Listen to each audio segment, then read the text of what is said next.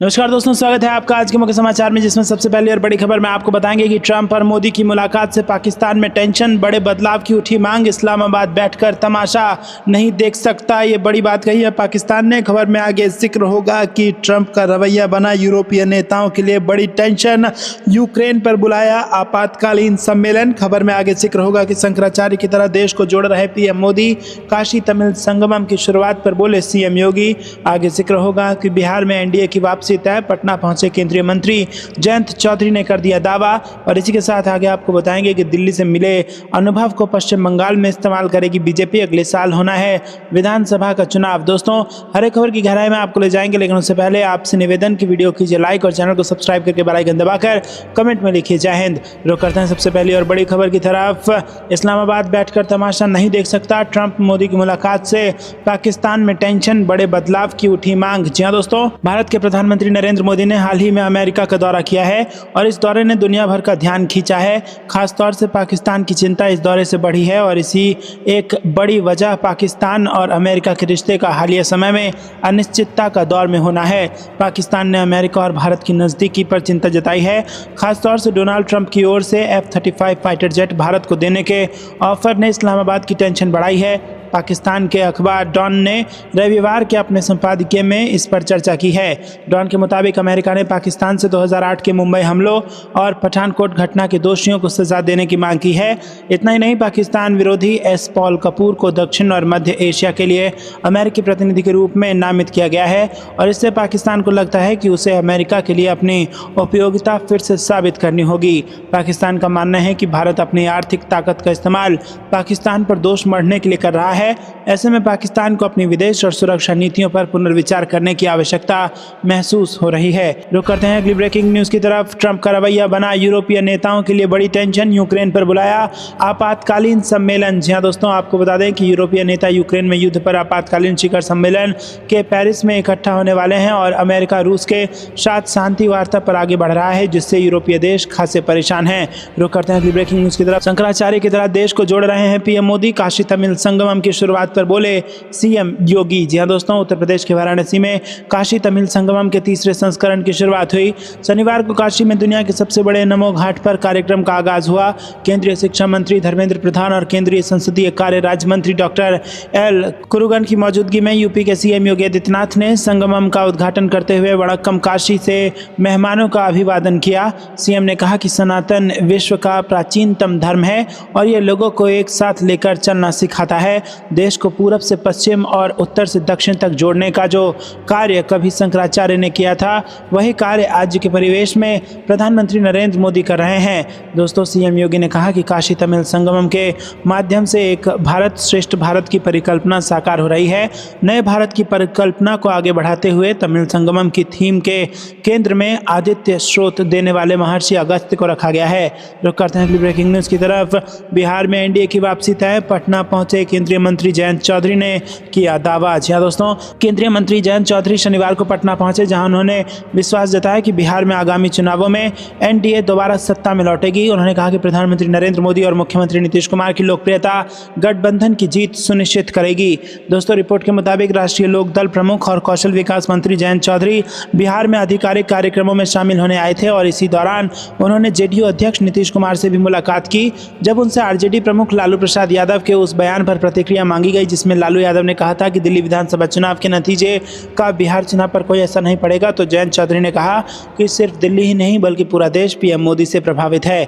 रुक करते हैं अगली ब्रेकिंग न्यूज की तरफ। दिल्ली से मिले अनुभव को पश्चिम बंगाल में इस्तेमाल करेगी बीजेपी, अगले साल होने हैं विधानसभा चुनाव। जी हाँ दोस्तों, दिल्ली में करीब 27 साल बाद जीत का स्वाद चखने वाली बीजेपी अब यहाँ मिले अनुभवों को पश्चिम बंगाल में भी इस्तेमाल करेगी। पश्चिम बंगाल में अगले साल विधानसभा चुनाव होने हैं और बीजेपी ने अभी से वहां तैयारी शुरू कर दी है।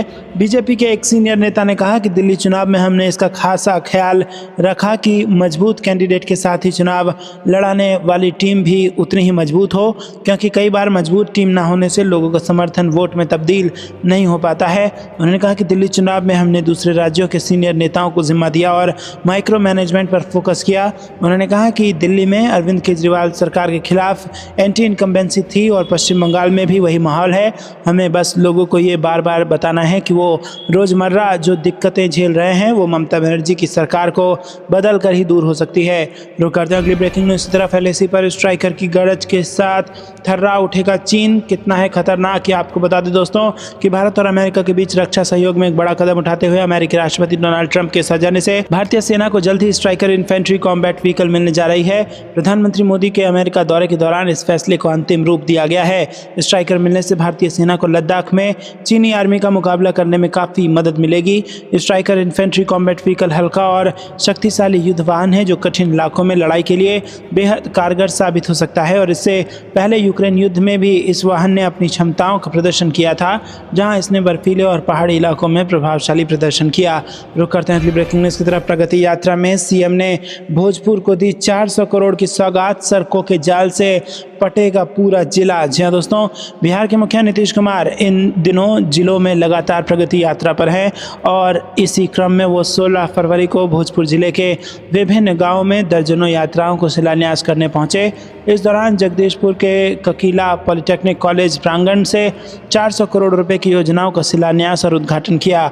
रविवार की सुबह अपने निर्धारित समय पर मुख्यमंत्री भोजपुर जिले में सबसे पहले ककीला पॉलिटेक्निक कॉलेज के प्रांगण में पहुंचे। यहां पर लगाए गए जीविका समेत एक दर्जन विभाग के स्टॉल का निरीक्षण किया। मुख्य रूप से कॉलेज परिसर के विकास परियोजनाओं का उद्घाटन करने के साथ सीएम नीतीश कुमार ने कॉलेज में बने लैब समेत अन्य स्थलों का निरीक्षण किया। रुक करते हैं अगली ब्रेकिंग न्यूज़ की तरफ। शांति और न्याय के लिए व्यापक रोड मैप तैयार करें सरकार, मणिपुर के 10 कुकी विधायकों की केंद्र से अपील। जी दोस्तों, मणिपुर में जारी राजनीतिक संकट के बीच राज्य के 10 कुकी विधायकों ने एक बयान जारी कर केंद्र सरकार के फैसले का समर्थन किया है। विधायकों ने कहा कि वो केंद्र द्वारा उठाए गए कदम को राजनीतिक संकट के समाधान के लिए समयबद्ध वार्तापूर्ण समझौते की प्रक्रिया शुरू करने का स्वागत करते हैं।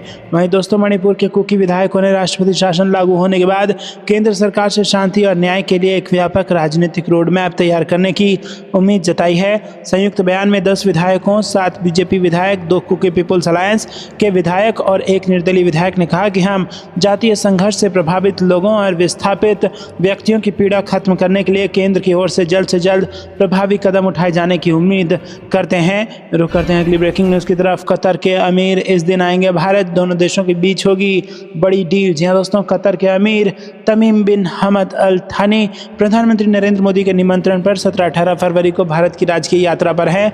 विदेश मंत्रालय ने 15 जनवरी को जारी एक बयान में ये जानकारी दी है। बयान में कहा गया है कि अमीर के साथ एक उच्च स्तरीय प्रतिनिधिमंडल भी आएगा, जिसमें मंत्री, वरिष्ठ अधिकारी और एक व्यापारिक प्रतिनिधिमंडल शामिल होगा। रुक करते हैं अगली ब्रेकिंग न्यूज़ की तरफ। दुनिया के भविष्य के केंद्र में भारत कई मामलों में अग्रणी भूमिका निभा रहा, कांग्रेस पर बरसे पीएम मोदी। जी हाँ दोस्तों, प्रधानमंत्री नरेंद्र मोदी ने कहा कि आज भारत दुनिया के भविष्य के बारे में चल रही चर्चा के केंद्र में है और यही नहीं, कई मामलों में तो वो अग्रणी भूमिका तक निभा रहा है। पीएम मोदी ने शनिवार को एक कार्यक्रम में ये बात कही। पीएम मोदी ने कहा कि मैं एक दिन पहले ही अमेरिका और फ्रांस की अपनी यात्रा से लौटा हूं और दुनिया के बड़े बड़े देश और मंच भारत के प्रति जिस आत्मविश्वास से भरे हुए हैं वो पहले कभी नहीं था। यह भावना हाल ही में फ्रांस में कृत्रिम बुद्धिमत्ता यानी कि AI एक्शन शिखर समिट में चर्चा में दौरान स्पष्ट हुआ है। भारत दुनिया के भविष्य की चर्चाओं के केंद्र में रहने के साथ साथ कई मामलों में शीर्ष भूमिका भी निभा रहा है। रुक करते हैं अगली ब्रेकिंग न्यूज़ की तरफ। नई दिल्ली रेलवे स्टेशन हादसे पर नीतीश ने जताया दुख, मृतकों के आश्रितों को 2 लाख रुपए अनुग्रह अनुदान देने की कर दी घोषणा। जी हाँ दोस्तों, नई दिल्ली रेलवे स्टेशन पर शनिवार की रात मची भगदड़ से 15 से अधिक लोगों की मौत हो गई, जबकि कई लोग घायल हुए हैं। घायलों को नज़दीकी अस्पतालों में भर्ती कराया गया है। बिहार के मुख्यमंत्री नीतीश कुमार ने नई दिल्ली रेलवे स्टेशन पर मची दुर्भाग्यपूर्ण घटना में लोगों की हुई मृत्यु पर गहरी शोक संवेदना व्यक्त की है।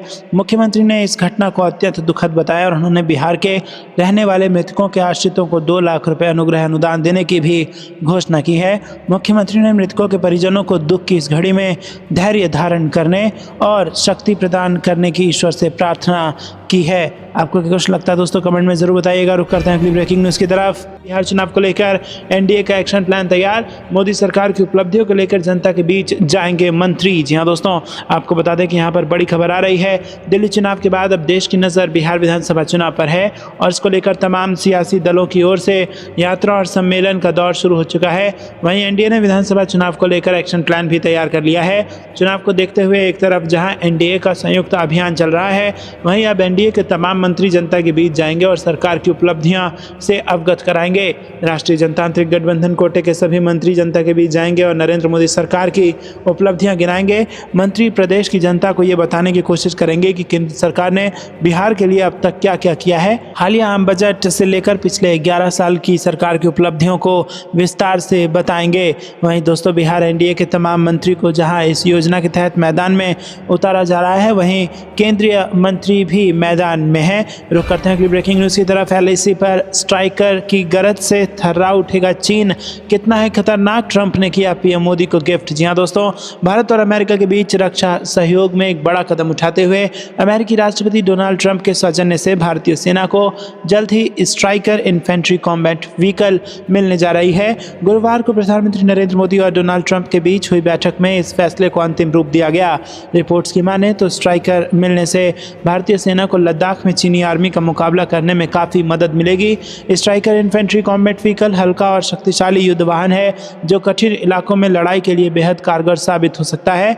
इससे पहले यूक्रेन युद्ध में भी इस वाहन ने अपनी क्षमताओं का प्रदर्शन किया था, जहां इसने बर्फीले और पहाड़ी इलाकों में प्रभावशाली प्रदर्शन किया। लद्दाख क्षेत्र में चीनी सेना की चुनौती को देखते हुए भारतीय सेना को हल्के टैंकों की जरूरत पहले ही महसूस हो चुकी थी। 2020 में गलवान घाटी में हुई हिंसक झड़प में 20 भारतीय सैनिकों की शहादत के बाद इस जरूरत को और मजबूती मिली।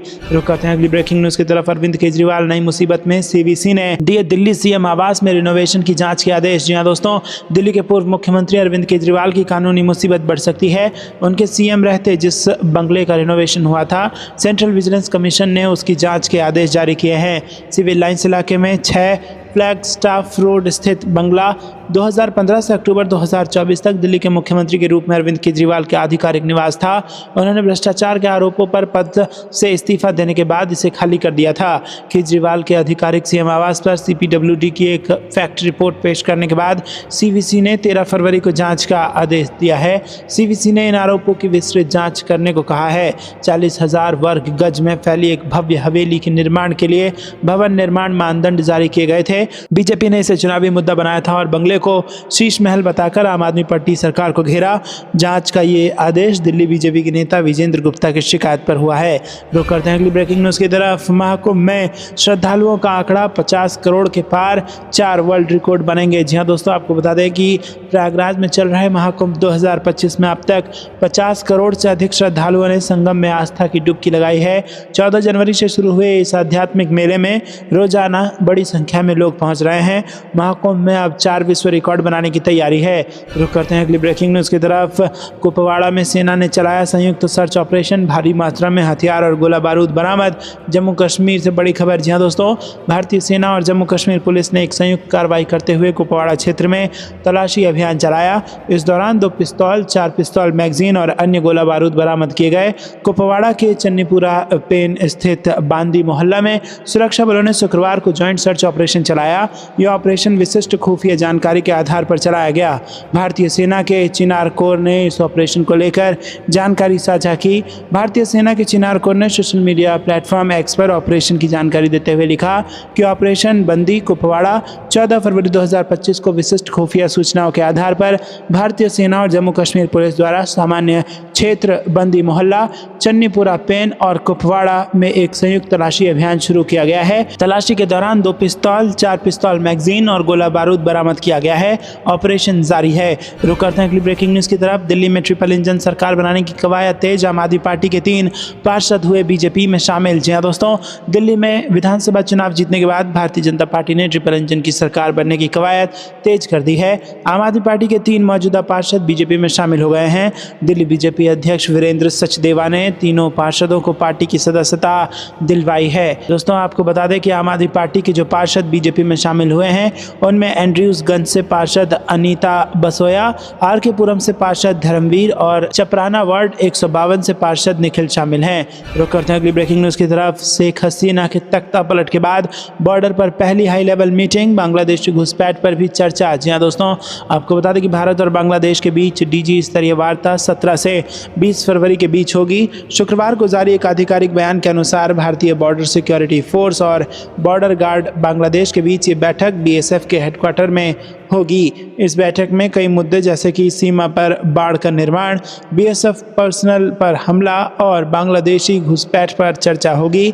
पिछले साल बांग्लादेश में शेख हसीना की गद्दी छोड़ने के बाद ये पहली शीर्ष स्तरीय बैठक रहेगी। दोनों देशों के बीच 55वीं डीजी स्तरीय इस बैठक में भारत की तरफ से बीएसएफ के महानिदेशक दलजीत सिंह चौधरी हिस्सा लेंगे, जबकि बीजीबी प्रतिनिधिमंडल का नेतृत्व मेजर जनरल मोहम्मद अशरफ जमा सिद्दीकी करेंगे। इससे पहले इस बैठक को अक्टूबर में आयोजित किया जाना था, लेकिन तब किन्हीं कारणों से इसे रद्द कर दिया गया था। रुक करते हैं अगली ब्रेकिंग न्यूज़ की तरफ। छत्तीसगढ़ के सभी 10 निगमों में बीजेपी के महापौर निकाय चुनावों में कांग्रेस का सुपड़ा साफ। जी हाँ दोस्तों, आपको बता दें कि छत्तीसगढ़ में नगरीय निकाय चुनावों के परिणाम घोषित हो गए हैं। वोट काउंटिंग में शुरुआत से ही बीजेपी ने ताबड़तोड़ तरीके से कांग्रेस का सफाया कर दिया है। छत्तीसगढ़ की 10 नगरपालिका निगम की सीटों में सभी पर भारतीय जनता पार्टी ने जीत दर्ज की है। 49 नगरपालिका की सीटों में 36 बीजेपी, 8 कांग्रेस और 5 अन्य के पास आई है। 114 नगर पंचायत के परिणाम के रुझान आ रहे हैं। पहली बार ईवीएम के माध्यम से यह नगर निकाय चुनाव कराया गया था। दोस्तों रुक करते हैं अगली ब्रेकिंग न्यूज़ की तरफ। ट्रंप के भारत को F-35 फाइटर जेट देने के ऑफर से कांपने लगा पाकिस्तान, बोला बढ़ गई है हमारी टेंशन। जी हाँ दोस्तों, अमेरिकी राष्ट्रपति डोनाल्ड ट्रंप ने प्रधानमंत्री नरेंद्र मोदी के साथ व्हाइट हाउस में अहम मुलाकात के दौरान भारत को F-35 स्टील्थ फाइटर जेट देने का ऑफर दिया।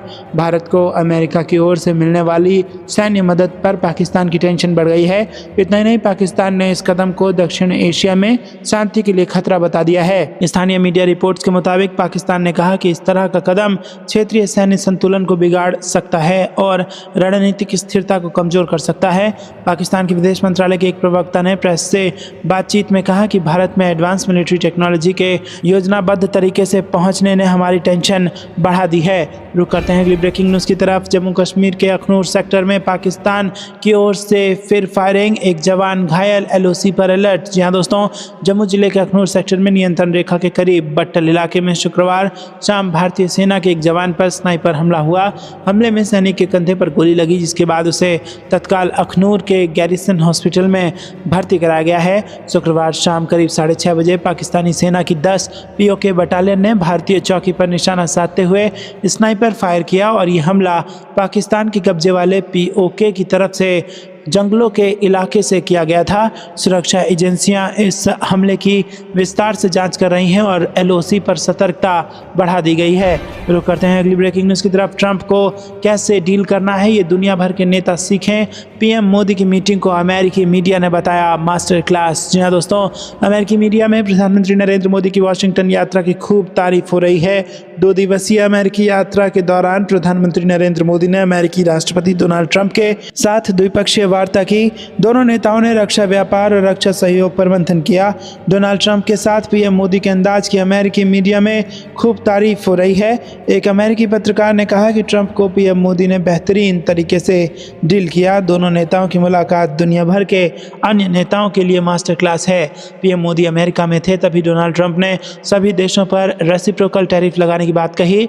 मतलब यह है कि जो देश अमेरिका पर जितना टैरिफ लगाएगा, बदले में अमेरिका भी उतना ही टैरिफ लगाएगा। दोस्तों आपको आगे बता दें कि यहाँ पर ट्रंप भारत को टैरिफ किंग भी कह चुके हैं, मगर PM मोदी ने ट्रंप को बेहतरीन तरीके से डील किया। इसका नतीजा ये हुआ कि ट्रंप ने खुद कहा कि वो PM मोदी से मिलकर उत्साहित हैं। ट्रंप ने PM मोदी को एक महान नेता बताया और ये भी कहा कि भारत और अमेरिका कुछ अहम व्यापार सौदे करने जा रहे हैं।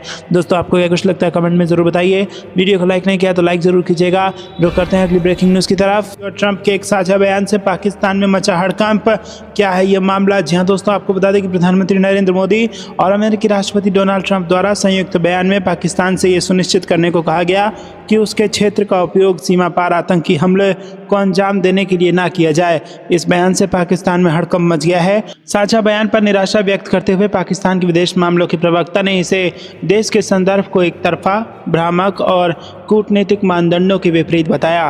वाशिंगटन DC में PM मोदी और ट्रंप के बीच बैठक के कुछ घंटों बाद अपने साप्ताहिक ब्रीफिंग में शफकत अली खान ने कहा कि पाकिस्तान इस तरह की टिप्पणियों से हैरान है। पाकिस्तान विदेश मंत्रालय के प्रवक्ता शफाकत अली खान ने कहा कि भारत और अमेरिका का ये बयान न सिर्फ राजनयिक मानदंडों के खिलाफ बल्कि ये भ्रामक और एक तरफा है। उन्होंने आगे कहा कि पाकिस्तान के बलिदानों को नज़रअंदाज करते हुए ये बयान दिया गया है। भारत इस तरह की बातों से अपने आतंकवाद समर्थन को छुपा नहीं सकता। रुख करते हैं अगली ब्रेकिंग न्यूज़ की तरफ। आतंकियों का खात्मा करके रहेंगे, पीएम मोदी और अमित शाह ने पुलवामा के शहीदों को दी श्रद्धांजलि। जी हाँ दोस्तों, आपको बता दें कि 14 फरवरी को 6 साल पहले पुलवामा में बड़ा आतंकी हमला हुआ था और हमले में बड़ी मात्रा में जवान शहीद हुए थे।